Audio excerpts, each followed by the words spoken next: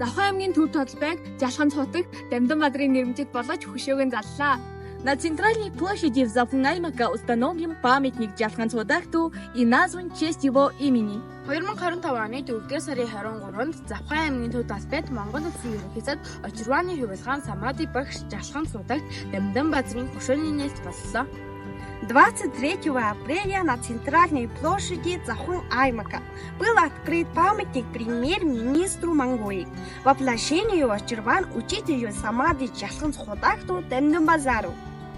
Жалхан цутагт Дамдан Базрын хөшөөг аймгийн төв талбайд залгах төслийг Монгол Улсын соёлын гавьяа зүтгэлтэн Батсайхан санаачилж, орон нутгийн болон хандив тусламжаар бүтээж, хөшөөний баримлыг төрийн сойрхол уран баримлж, ган хуйг урлан бүтээсэн байна. Тус хөшөө нь монументаль хүрэл хөшөө юм. Проект по установке статуи Жалхан цутагт Дамдан Базара на центральной площади Аймака осуществлен по инициативе заслуженных деятелей культуры Монголии Батсайхана и сооружен на деньги, пожертвованные организациями, учреждениями и жителями Завхан аймака. Автор скульптуры заслуженные деятели Монголии, скульптор Канхуяк. Статуя представляет собой монументальную бронзовую скульптуру.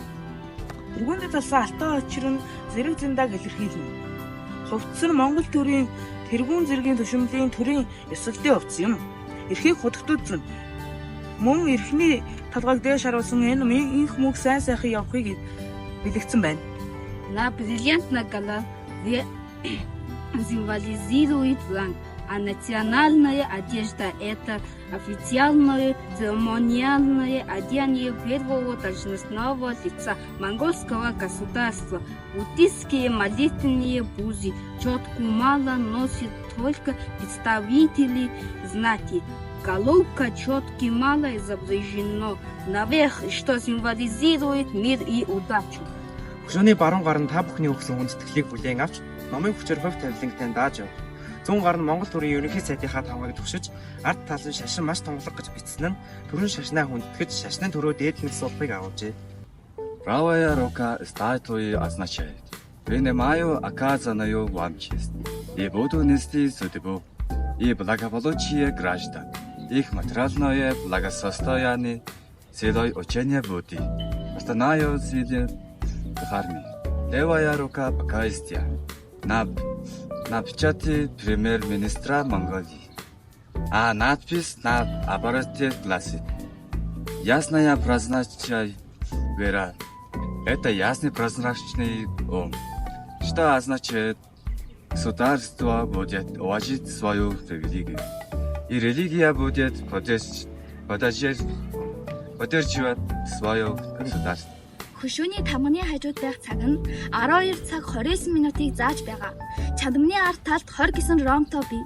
Цагны урд талын савлуур дээр 11 гэсэн тоо бий. Үүний учрыг тайлбарлавал 20 дугаар зууны цагаагчин гахай жилийн 1911 оны 12 дугаар сарын 29-ны өдөр Монгол Улсын тусгаар тогтнолыг зарлан тунгалсны өдрийн утгыг харуулсан байна. Время, указанное рядом со штемпелем памятника, 12 часов 29 минут. Позади буддийского символа Чандман находится ромбическое число 20, а на маятнике повернутом против часовой стрелки число 11. Это означает, что 29 ноября 1911 года, год белой свиньи 20 века, был провозглашен День независимости Монголии. Хөшөөний баримтгаас зэтгсэн судрал нь Монгол орны ирээдүйн сайн сайхны тусгаар тогтнолыг байнгын номын хүчээр засаж явна гэсэн бэлэгдэлтэй. Ард хэсэгт нь Утган тэнгэр хайрны мөнх цас төрөлийг дүрсжээ. Священное писание, на котором изображена статуя, символизирует будущее благополучие и независимость Монголии и будет процветать благодаря учению Будды, постоянной силе Дхармы. На обратной стороне изображен покрытый вечным снегом пик Тунтингер. Баруун талын хэсэг зааны төсөлжээ. Зам бол төрийн амар амгалан өвчгөө байхын бэлэгдэл. Зүүн талд хиймзэмээр байлжуулсан байна.